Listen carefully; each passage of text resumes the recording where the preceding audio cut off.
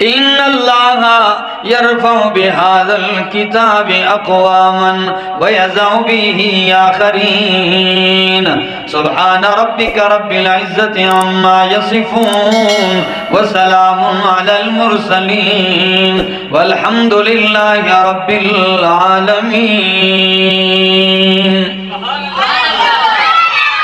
انتہائی قابل عزت، قابل احترام ذی قدر علماء کرام، طلباء اعظام، اور اس خوبصورت علاقے بڑے اور گرد و نواح سے آئے ہوئے میرے معزز مکرم دوستو، السلام علیکم۔ یہ محض اللہ کا کرم ہے، اس کا فضل و احسان ہے کہ کہاں ہری پور ہزارہ اور کہاں یہ پہاڑ کی چوٹیاں، کہ میں کل کا دن سفر کر کے رات بحرین پہنچا، پھر وہاں سے یہاں تک، اور پھر یہ جو 1 گھنٹے کا سفر تھا یہ پہاڑوں سے اور چٹانوں سے ٹکراتے ہوئے یہاں تک آنا، لیکن یہاں جو محبت، جو پیار اور جو دین کی طلب میں نے دیکھی ہے، تو یقیناً یہ محبت دیکھنے کے بعد وہ ساری تھکاوٹ اتر جاتی ہے۔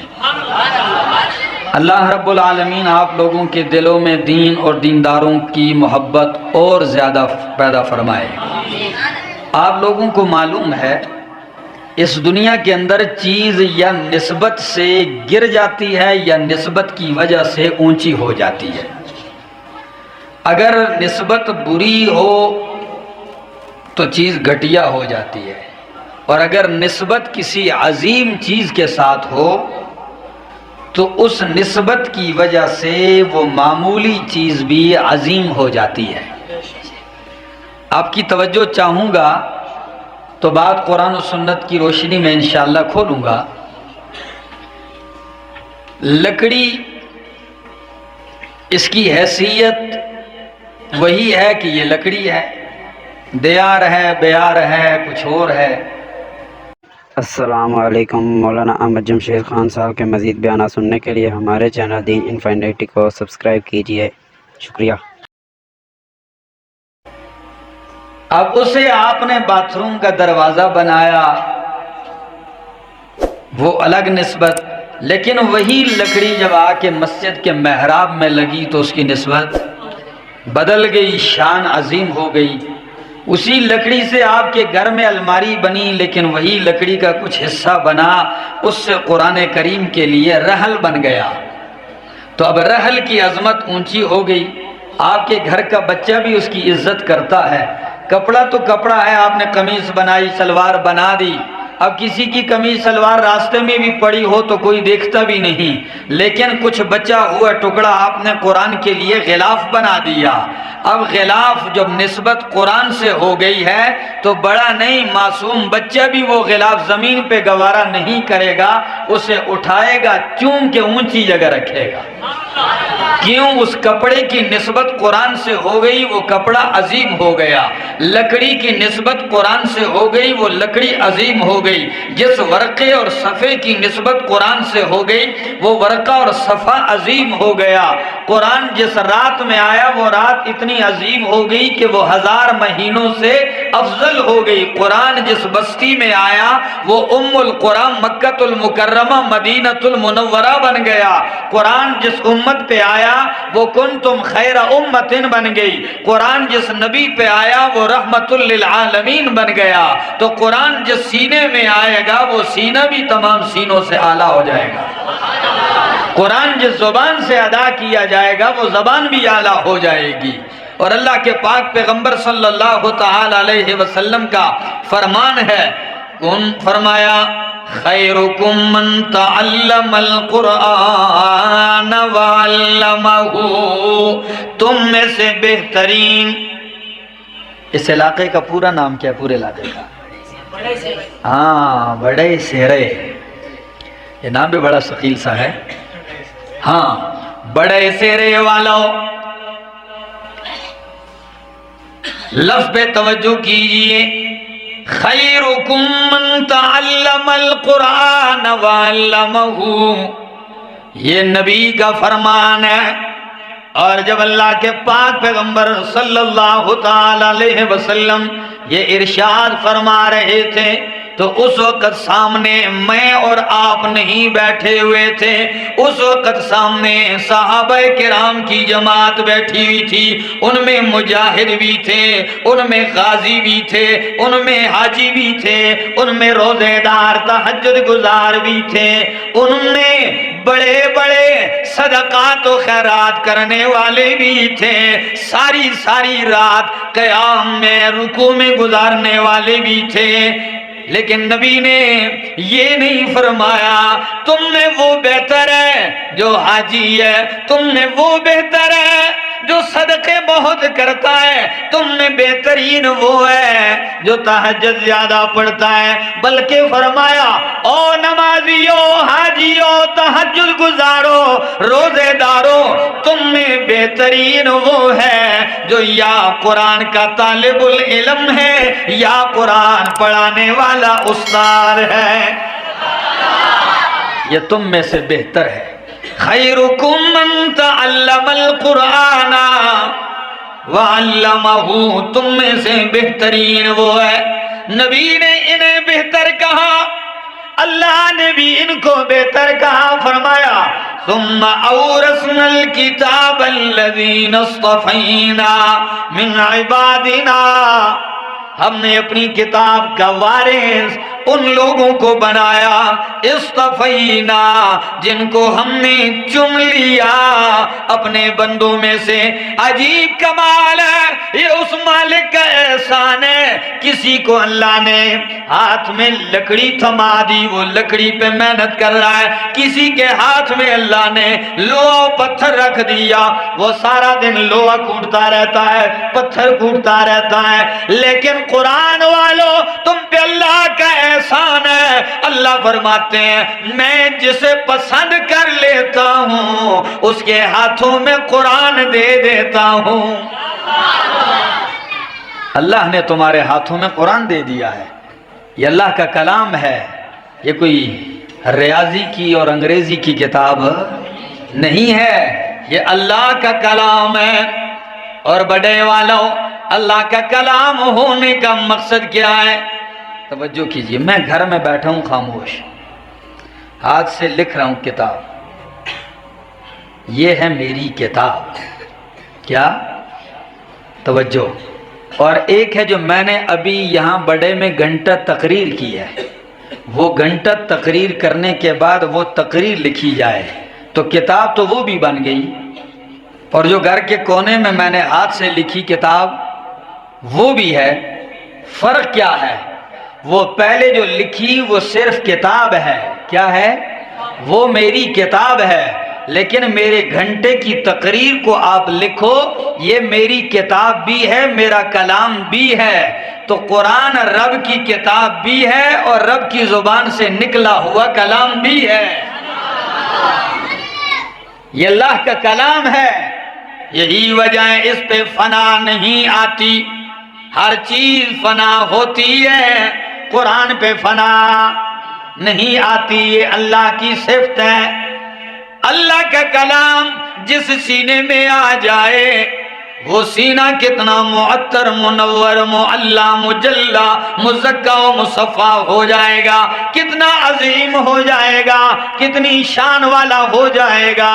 میرے دوستو، آج تمہارے پاس وقت ہے، آ جائیے، رب کا قرآن سیکھیے، رب کا قرآن پڑھیے۔ آپ پڑھنے کے انداز مختلف ہیں، آپ ناظرہ پڑھتے ہیں، ثواب اس میں بھی ہے، ایک حرف پہ 10 نیکیاں ملیں گی، الف لام میم 30 نیکیاں آپ کو مل جائیں گی، لیکن آپ کو پتہ نہیں ہوگا الحمدللہ ایک ایک لفظ پہ آپ کو، ایک ایک لفظ حرف پہ آپ کو 10 نیکیاں ملیں گی، لیکن ایک ہے قرآن کا سمجھ کے پڑھنا، معنی سمجھنا، مطلب سمجھنا، مفہوم سمجھنا۔ سمجھ کے پڑھنے میں فرق کیا ہے؟ نیکی بغیر پڑھنے سمجھنے سے بھی ملتی ہے، لیکن سمجھ کے پڑھنے سے آپ ایمان سیکھیں گے، آپ سمجھ کے پڑھیں گے، آپ کو ایمان سمجھ میں آئے گا، آپ کو رب رحمان سمجھ میں آئے گا، آپ کو رب کی شان سمجھ میں آئے گی، آپ کو رب کی توحید سمجھ میں آئے گی، آپ کو ماں باپ کے حقوق سمجھ میں آئیں گے، آپ کو تجارت سمجھ میں آئے گی، آپ کو حکومت سمجھ میں آئے گی، آپ کو حلال و حرام سمجھ میں آئے گا۔ اور بغیر سمجھے آپ پڑھو گے، ثواب تو ہوگا کیا، لیکن کبھی کبھی ایسے بھی ہوگا کہ ایاک نعبد و ایاک نستعین بھی پڑھے گا اور سجدہ غیروں کے سامنے بھی کرے گا، زبان سے ایاک نعبد و ایاک نستعین بھی پڑھے گا اور غیر کے سامنے سجدہ بھی کرے گا۔ قرآن کی آیت پڑھے گا لا تأکلوا الربا، سود نہ کھاؤ، کھا بھی رہا ہوگا، کاروبار بھی سود کا کر رہا ہوگا، یہ تلاوت بھی سن رہا ہوگا۔ کہتے ہیں ایک قاری تھا بیچارہ، قرات تو اس نے بڑی بہترین سیکھی تھی لیکن ترجمہ اس کو نہیں آ رہا تھا، تو وہ تو حرمین کے اماموں کی طرز لگا رہا تھا۔ وہ تو جب قرآن پڑھتے ہیں تو ان کو تو سمجھ آتا ہے، تو جب وہ جنت جہنم کے تذکرے پہ آتے ہیں، اللہ کی گرفت کے تذکرے پہ آتے ہیں تو وہ روتے ہیں۔ تو ہمارے پاکستانی قاری صاحب کو بھی شوق چڑھا کہ یار یہ رونے کا اپنا ہی مزہ ہوتا ہے، تو یہ پڑھنے لگا یسألونک عن المحیض اور رو رہا ہے، پھر پیچھے آ رہا ہے قرات روک کے، پھر یسألونک عن المحیض، پھر رو رہا۔ اب اس کو پتہ نہیں ہے کہ بھائی یہ رونے کا مقام ہے جہاں میں رو رہا ہوں، تو کبھی سمجھے بغیر پڑھے گا، نیکی تو ملے گی لیکن اس کو پتہ نہیں ہوگا۔ قرآن آیا کس لیے؟ فرمایا آپ نماز میں کھڑے ہیں اور کہتے ہیں اہدنا الصراط المستقیم، اہدنا الصراط المستقیم، اللہ مجھے ہدایت دے صراط مستقیم کی، مجھے صراط مستقیم پہ چلا دے۔ آپ 5 وقت مسجد میں آتے ہیں اور کہتے ہیں اہدنا اہدنا، اللہ مجھے ہدایت دے ہدایت دے، آپ کی دعا قبول ہوگی۔ اللہ نے فاتحہ کے بعد والی سورت میں فرمایا الف لام میم ذالک الکتاب لا ریب فیہ ھدی للمتقین۔ آپ کو ہدایت چاہیے، فرمایا ذالک الکتاب، یہ شان والی کتاب، یہ کامل و مکمل کتاب ہے، ھدی للمتقین۔ تم متقی بننا چاہتا ہے، تیری رہنمائی کرے گی۔ تو تقوی سیکھنا چاہتا ہے، قرآن تیری رہنمائی کرے گا۔ تو تجارت میں حلال حرام کی پہچان کرنا چاہتا ہے، قرآن تیری رہنمائی کرے گا۔ تو نبیوں کی پہچان اور شان دیکھنا چاہتا ہے، قرآن تیری رہنمائی کرے گا۔ تجھے رب کی توحید سمجھنی ہے، قرآن تیری رہنمائی کرے گا۔ رب کی عظمتیں دیکھنی ہے، قرآن تیری رہنمائی کرے گا۔ یقین کیجئے قرآن عام کتابوں جیسی کتاب نہیں ہے۔ اقبال نے تبھی تو کہا تھا کہ فاش گویم آنچ درم آنچ در دل مزمرس، فاش گویم آنچ در دل مزمرس، این کتابیں نیست چیزیں دیگر است۔ اقبال کہتا ہے صاف کہتا ہوں، دل کی بات کھول کے تم سے کہتا ہوں لوگوں کہ یہ قرآن یہ عام کتابوں جیسی کتاب نہیں، یہ تو کوئی اور ہی چیز ہے۔ یہ کیسے ایک اور چیز ہے؟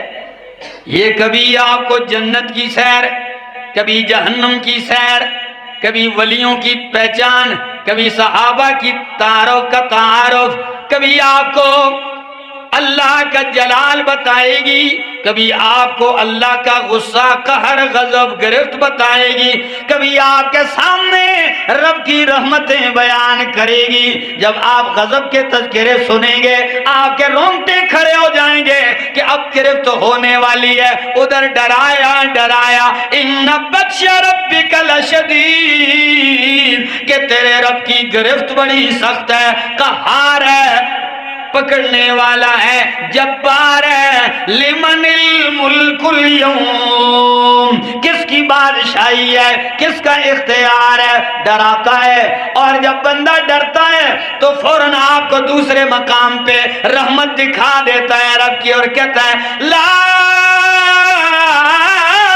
تیأسوا من روح اللہ، اللہ کی رحمت سے مایوس نہ ہو، لا تقنطوا من رحمت اللہ، اللہ کی رحمت سے مایوس نہ ہو، نہ امید نہ ہو۔ اللہ میں تو گناہ کر چکا ہوں، مجھ سے تو غلطیاں ہوئی ہیں، مجھ سے تو خطائیں ہوئی ہیں، میں تو لمحہ لمحہ میرے اوپر گناہوں کے انبار آ چکے ہیں، میری پیٹھ گناہوں کی وجہ سے جھک چکی ہے، ڈر رہا ہے۔ قرآن آپ کو امید سے دلاتا ہے، او میرا بندہ میری رحمت سے نا امید نہ ہو، انہو یغفر الذنوب جمیعا، وہ تیرے سارے گناہ معاف کر دے گا۔ اگر تیرے گناہ زیادہ ہیں تو اللہ فرماتے ہیں میری رحمت کا بھی کوئی اندازہ نہیں ہے۔ اگر تیرے گناہ زیادہ ہیں تو میری رحمت کا بھی کوئی ٹھکانہ نہیں ہے۔ آپ کو امید بھی دلاتا ہے، یہ تو ایسی کتاب ہے، یہ تو شان والی، یقین کیجئے اگر دل بدلنا چاہتے ہو قرآن اپنے دل میں اتار دو، بیٹھو، یہ آپ کے دل کی دنیا ہی بدل دے گا۔ یقین کیجئے جن لوگوں نے دل کی کھڑکیاں کھول کے سنا ہے، دل کے کان کھول کے قرآن کو سنا ہے، سمجھا ہے، قرآن نے ان کی دل کی دنیا کو بدل دیا ہے۔ جتنے باغی تھے اتنے ہی بڑے ہادی بن گئے، ایسے لوگ گزرے، بغاوت میں بھی انتہا پر تھے، لیکن جب سنا اور دل کا برتن سیدھا کیا، دل کی دنیا بدل دی ہے۔ کیا آپ نے غور کیا ہے فاروق اعظم رضی اللہ تعالیٰ عنہ کیسے دنیا بدلی ہے؟ دل کی قرآن ہی تو سنا ہے۔ کیا آپ نے غور کیا ہے کہ عبداللہ ابن مسعود فقیہ الامت بن گئے ہیں، محدث بن گئے ہیں، صحابہ میں قرآن ہی سے ان کی دل کی دنیا بدلی ہے۔ ابو ہریرہ رضی اللہ تعالیٰ عنہ قرآن ہی کی وجہ سے دل کی دنیا بدلی ہے، ورنہ حال تو یہ ہے غربت کا۔ غریبی اتنی ہے کہ ایک دن کہنے لگے اللہ کی قسم بھوک کی وجہ سے مسجد نبوی کے باہر میں بے ہوش ہو کے گر پڑا۔ کس کی وجہ سے؟ بھوک کی وجہ سے۔ کہتے ہیں نمازی جا رہے ہیں تو جیسے ہی نمازی گزرتے ہیں ابو ہریرہ کو راستے میں پڑا ہوا دیکھتے ہیں تو کوئی پاس آ کے کہتا ہے ان کو مرگی ہے، جوتے قریب کرتے ہیں، کوئی پاؤں مل رہا ہے، کہتے ہیں مرگی ہے۔ ابو ہریرہ کہتے ہیں مرگی نہیں تھی، بھوک کی وجہ سے دورہ پڑ گیا تھا۔ یہ حال ہے غربت کا، فقر کا، فاقے کا۔ لیکن دیکھیے دل کی جب دنیا بدلی تو ایک دن ایسا بھی آیا کہ ابو ہریرہ رضی اللہ تعالیٰ عنہ کو رب نے اتنا مالا مال کر دیا کہ جس کا اندازہ کوئی نہیں ہے۔ کہتے ہیں ایک دن ایسا ہوا مسجد کے باہر پڑا ہوا تھا تو ابو بکر صدیق رضی اللہ تعالیٰ عنہ گزرے، میں نے آواز دی یا ابا بکر، ابو بکر صدیق ادھر آئیے۔ جب پاس آئے میں نے کہا اس آیت کے بارے میں مجھے سمجھائیے، تو ابو بکر صدیق نے مجھے آیت سمجھائی اور میرا مطلب نہیں سمجھے اور چلے گئے۔ میں آیت نہیں پوچھ رہا تھا، میں نے کہا میری حالت دیکھیں گے سمجھ جائیں گے بیچارہ بھوک کی وجہ سے پڑا ہے۔ عمر آئے رضی اللہ تعالیٰ عنہ، میں نے کہا اس آیت کے بارے میں کہ آپ کیا کہتے ہیں؟ وہ کہنے لگے میں یہ کہتا ہوں، یہ کہہ کے چلے گئے۔ میں نے بات پھر بھی نہیں کی، اتنے میں اللہ کے پاک پیغمبر صلی اللہ تعالیٰ علیہ وسلم آئے۔ استاد ہو تو ایسا ہونا، معلم کائنات، مرشد کائنات، محسن انسانیت۔ جب آئے تو ابو ہریرہ رضی اللہ تعالیٰ عنہ کہنے لگے، میں نے کہا یا رسول اللہ صلی اللہ علیہ وسلم اس آیت کے بارے میں بتلائیے۔ نبی علیہ السلام نے دیکھا تو مسکرائے، فرمایا آیت کے بارے میں بعد میں بتلاؤں گا، پہلے اٹھو، اٹھو میرے ساتھ۔ اٹھایا، گھر لے گئے، گھر لے گئے، پوچھا گھر میں کچھ ہے؟ کبھی تو کچھ بھی نہیں ہے، بس بیٹھے ہی تھے کہ ایک دودھ کا پیالہ آ گیا۔ بڑے والو کیا آیا؟ دودھ کا پیالہ آیا۔ نبی علیہ السلام نے دودھ کے پیالے کو دیکھا، فرمایا ابو ہریرہ وہ مسجد نبوی کے پاس جو چبوترا ہے نا اصحاب صفہ، وہ 80-82 آدمی جتنے ہیں سب کو بلا کے لے آؤ۔ ابو ہریرہ رضی اللہ تعالیٰ عنہ کہنے لگے، دل میں سوچا یہ جام تو میرے لیے بھی کافی نہیں۔ میں نے کہا شکر کیا، چلو میرا کام تو بن جائے گا، ابھی 70-80 آدمی آئیں گے تو یہ مجھے کیا ملے گا۔ بہرحال سب کو بلا کے لے آیا۔ جب سارے آ گئے، اب میں پہلے نمبر پہ کھڑا ہو گیا، چلو مجھے کہا جائے گا آپ پی لیں تو میں پیوں گا، تو باقی دیکھیں۔ نبی علیہ السلام نے فرمایا ابو ہریرہ پیالہ لو جام، ان سب کو پلاؤ۔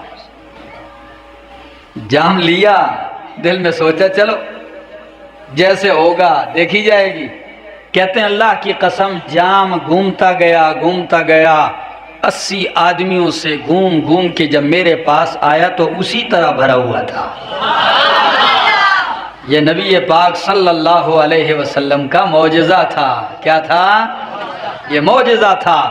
ہم نبی کا معجزہ بھی مانتے ہیں، ولی کی کرامت بھی مانتے ہیں، لیکن ساتھ یہ بھی مانتے ہیں کہ نبی کا معجزہ اور ولی کی کرامت کس کے اختیار میں ہے؟ اللہ کے اختیار میں۔ اختیار اللہ کے پاس، جب چاہے جس وقت چاہے ظاہر کر دے اور جب نہ چاہے نہ ہو اختیار۔ پیالہ ابو ہریرہ رضی اللہ تعالیٰ نے منہ سے لگایا، فرمایا جب میں نے پیا خوب پیا، پیالہ واپس کرنے لگا، فرمایا اور پیو، میں نے پھر منہ لگایا۔ جب بس کیا فرمایا ابو ہریرہ اور پیو، پھر منہ لگایا۔ 3 دفعہ میں نے کہا یا رسول اللہ اب جگہ ختم ہو گئی۔ میرے دوستو، قرآن نے جن کی دنیا دل بدلی ہے، دل کی دنیا بدل دی ہے، مطمئن ہے، بھوکے بھی ہوں پیاسے بھی ہوں، ضمیر مطمئن ہے۔ 6 دکانیں ریشم کی ہیں، بہت بڑے بڑے کاروبار ہیں، لیکن دل مطمئن نہیں تھے۔ اور جب قرآن سے دل مطمئن ہوا ہے، وہ سارا کچھ لوٹ لیا گیا، مال اولاد جائیداد جاگیر سب کچھ ختم ہو گیا، لیکن دل پھر بھی مطمئن ہے۔ انگاروں پہ لیٹ کی بھی کہتا ہے الحمدللہ، کوڑے برس رہے ہیں پھر بھی کہتا ہے احد احد احد، کہ حاجت روا کون ہے؟ حاجت روا مشکل کشا، رہنما، شان صحابہ، شان محمد الرسول اللہ۔ میرے دوستو، یہ قرآن سے ضمیر بدلے، دل بدلے ہیں، دماغ روشن ہوا ہے۔ یہ دل تو اندھیر کوٹھڑی ہے۔ کیا ہے؟ یہ تو ایسی کوٹھڑی ہے، یہ بہت اندھیر ہے، یہاں سورج کی روشنیاں نہیں جاتی۔ یہاں نور قرآن جب جاتا ہے، یہ اندھیر کوٹھڑی منور ہو کے اتنی وسیع ہو جاتی ہے کہ دل اندر پورا جہان بن جاتا ہے۔ یہ کمال ہے قرآن مقدس میں۔ تو میں بات کر رہا تھا کہ قرآن کریم سیکھیے، سمجھیے، اور اللہ کے پاک پیغمبر صلی اللہ تعالی علیہ وسلم نے فرمایا مجتمع قوم فی بیت من بیوت اللہ یتلون کتاب اللہ ویتدارسونہ بینہم، جب بھی کوئی قوم اللہ کے گھروں میں سے کسی گھر کے اندر جمع ہوتی ہے، کس کے لیے؟ یتلون کتاب اللہ، اللہ کا کتاب پڑھتی ہیں، تلاوت ہو رہی ہے وَيَتَدَارَسُونَهُ بَيْنَهُمْ، قرآن کی مدارست کرتے ہیں، کوئی سیکھ رہا ہے، کوئی سکھا رہا ہے، ترجمہ ہو رہا ہے، تفسیر ہو رہی ہے، کوئی یاد کر رہا ہے، کوئی یاد کروا رہا ہے، تکرار جاری ہے قرآن کا۔ فرمایا اللہ ان کو 5 انعام دیتا ہے۔ پہلا انعام حفتہم الملائکۃ، ان کو نورانی فرشتے گھیر لیتے ہیں۔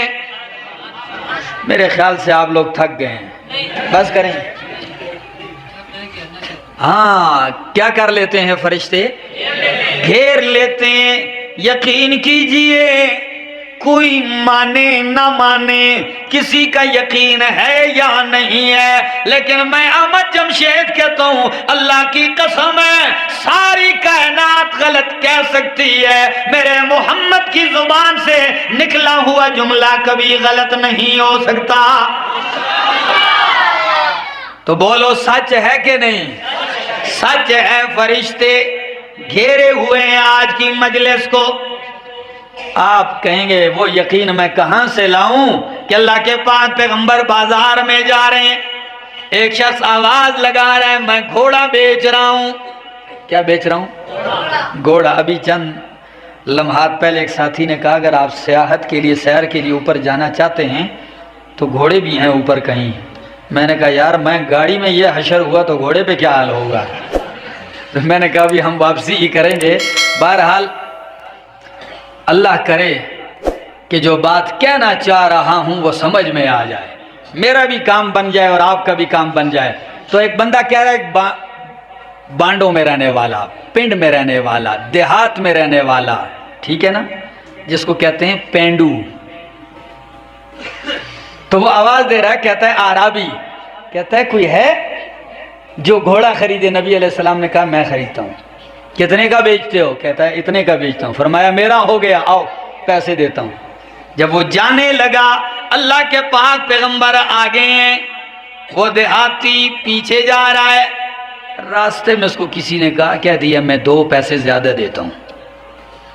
تو 2 روپے جب اس نے دیکھے نا بچت تو بدل گیا، نبی علیہ السلام سے کہنے لگا گھوڑا خریدنا ہے کہ نہیں خریدنا؟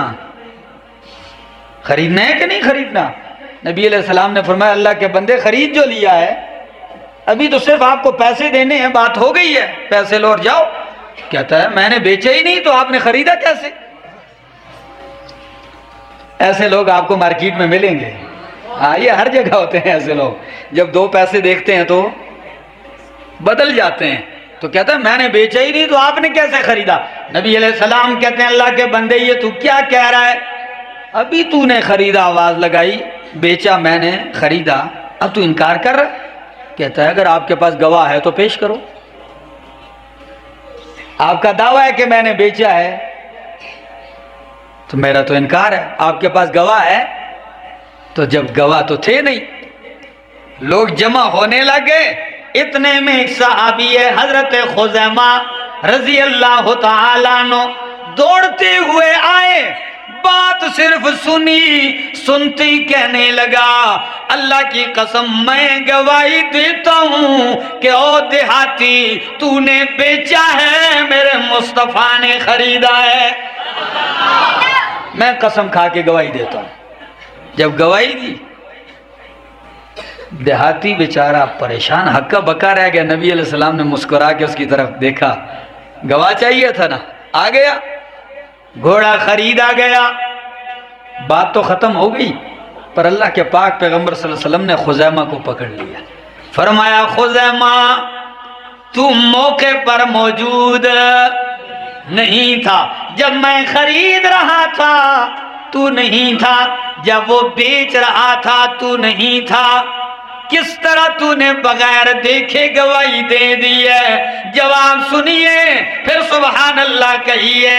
خزیمہ کہنے لگا اللہ کی قسم ہے میرے پاک پیغمبر، گھوڑا کیا چیز ہے، آپ کے دیکھنے، آپ کی زبان کے اوپر میں نے یقین کر کے بغیر دیکھے جنت مانی ہے، بغیر دیکھے جہنم کی گواہی دی ہے، بغیر دیکھے میں نے قیامت کی گواہی دی ہے۔ آپ کے کہنے سے جب میں اوپر کی چیزیں مانتا ہوں تو بغیر دیکھے میں آپ کی زبان پر میں نے یقین کر کے اتنا یقین کیا کہ اتنا یقین میری آنکھوں پہ مجھے نہیں جتنا آپ کی زبان پر ہے۔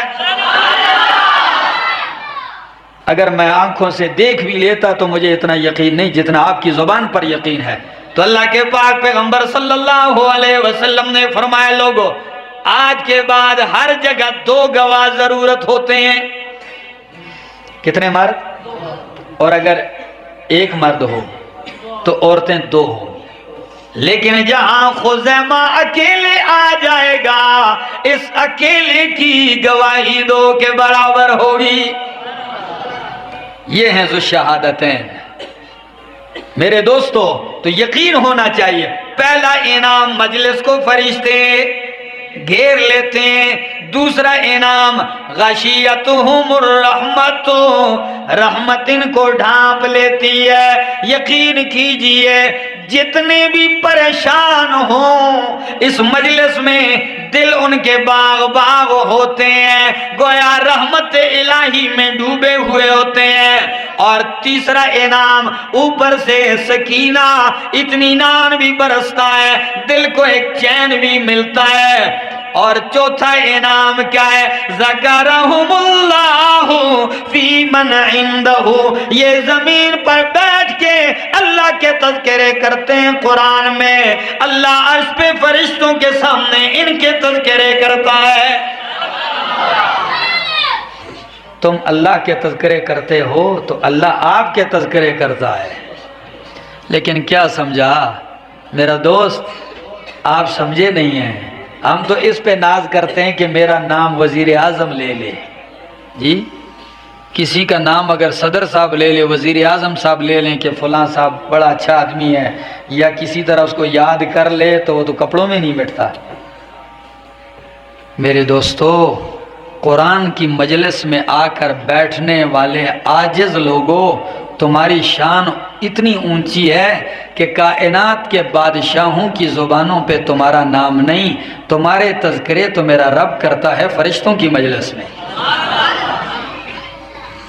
فرشتوں کی مجلس میں آپ کا ذکر ہوتا ہے۔ کیا آپ نے یہ حدیث نہیں سنی؟ جب ایک صحابی آتے ہیں نبی علیہ السلام کے پاس، عبداللہ ابن مسعود، یا بعض روایات میں ابی ابن کعب کے بارے میں بھی آیا، نبی علیہ السلام نے فرمایا اقرأ علی القرآن، قرآن سنائیے مجھے۔ تو وہ کہنے لگے اقرأ علیک وانزل علیک یا رسول اللہ، اللہ کے محبوب کیا میں آپ کو قرآن سناؤں حالانکہ قرآن تو آپ کے اوپر اترا ہے؟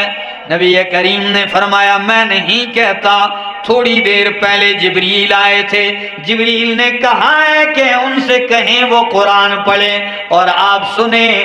تو ابی ابن کعب کہنے لگے اللہ سمانی لکا، کیا اللہ نے میرا نام لیا تھا؟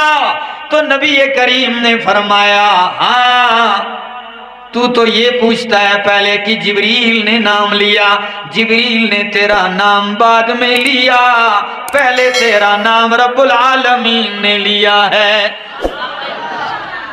فرمایا کتنی شان کی بات ہے۔ ایک دور تھا بکریاں نہیں چرا سکتے تھے، قرآن سے نسبت ہوئی، آج رب بھی وحی میں ان کا نام لیتا ہے۔